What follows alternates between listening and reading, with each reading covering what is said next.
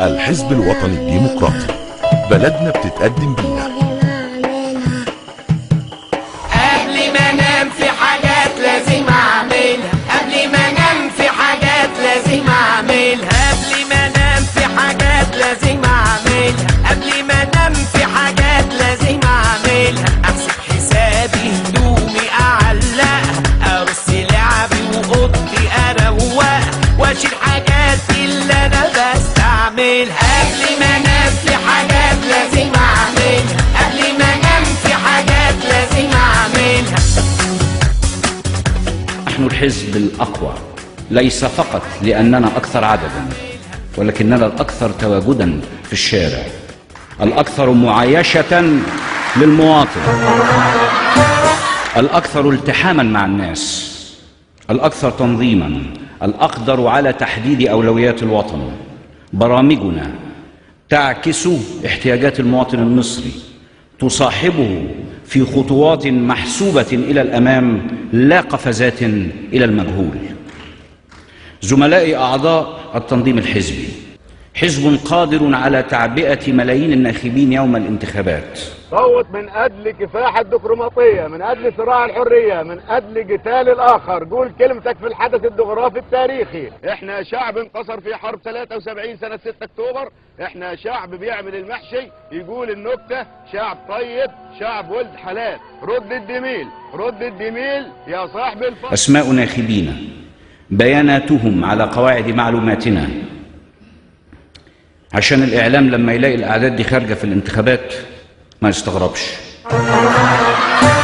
أجرينا أكثر من 1500 استطلاع للرأي في ال5 سنوات الأخيرة، استطلاعات صادقة موضوعية، منها نعرف حقا ماذا يريد الناس.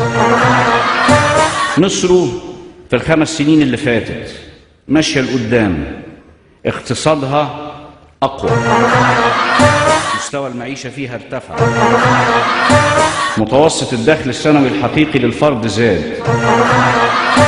من أول أهلنا في دوائرنا، عمالة الزراعة، عمالة البناء، الموظفين مرتباتهم زادت بنسبة 100%. 2 مليون من أهلنا العاملين في أجهزة الإدارة المحلية مرتباتهم زادت فوق 100%، 50% كمان.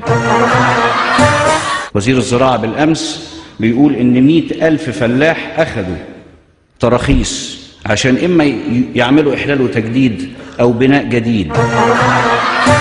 3.5 مليون فرصة عمل في 4 سنوات. في سنة واحدة 2008 700,000 فرصة عمل، منهم 600,000 اتأمن عليهم في التأمينات الاجتماعية. ومع ذلك بنسمع أصوات بتقول إن المواطن ما حسش بالنمو، كأن الناس اللي اشتغلت في الوظائف دي من بلد تاني. أنا دخلت الحزب في 99 عشان أعمل خدمة عامة بعد تخرجي من الكلية. أنا حاصلة على ليسانس دراسات إسلامية وعربية في جامعة الأزهر. فبعد شهر من إني خلصت الأوراق هناك، فبعد شهر اتصلوا بيا بيقولوا لي، ما كنتش أعرف حزب وطني وما كنتش في دماغي أي حاجة يعني. فاتصلوا بيا بيقولوا لي عايزين حضور اجتماع في سوهاج، فمزنوقين في أمينة مرأة، ممكن تحضر. ومجددا ذكرتها في العام الماضي وأكررها اليوم، تحية إلى جمال مفجر ثورة التحديث والتطوير في الحزب.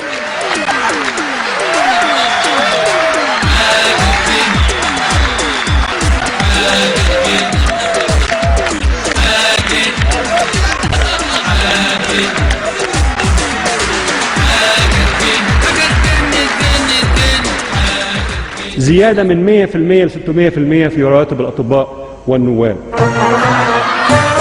الاقتراب من مضاعفة الأسر المستفيدة من معاش الضمان الاجتماعي. ومفيش قرية بننزلها، مفيش محافظة بننزلها إلا من الناس حاسة بالإنفاق في المية، حاسة بحجم الإنفاق الكبير والتطور الكبير في مشروعات المياه. كل ده حصل وديون مصر الخارجية في حدود آمنة. كل ده حصل وعجز الموازنة العامة في حدود آمنة. كل ده حصل والدين العام نسبة للناتج القومي الإجمالي قد انخفض. الأرقام دي وراها أسر دخلها زاد، موظفين دخلهم زاد، معلمين دخلهم زاد. لقد لمست الحكومة أن الحزب الوطني الديمقراطي ينقل لحكومته بصدق نبض وتطلعات جماهير الشعب المصري. إن حكومة الحزب الوطني الديمقراطي تعمل لصالح جميع طبقات الشعب من عمال وأصحاب أعمال وفلاحين وموظفين. تعمل لمساندة محدودي الدخل وتنحاز بشكل كبير إلى جانب الفقراء. الناس تتكلم على حكومة الحزب ويقولوا حزب الحكومة وحكومة الحزب. احنا بنقول احنا حكومة الحزب لما بنضع سياسات، احنا حكومة الحزب. احنا قدرنا في 5 سنوات نجذب استثمارات ضخمة.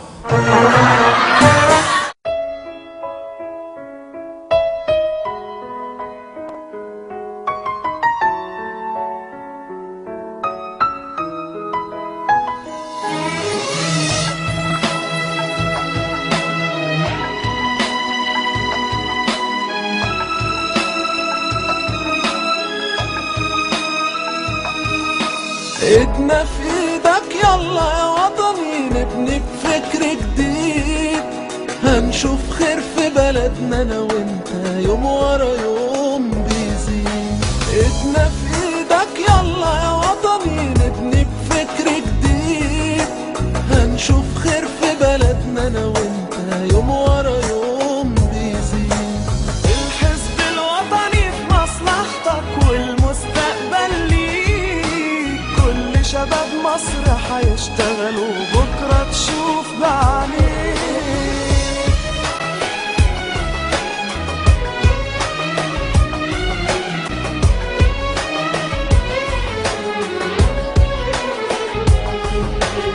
انتك صدر ابني وكبر خضر اراضيك، مليون فدان 1000 مصنع عايزين بس ايديك.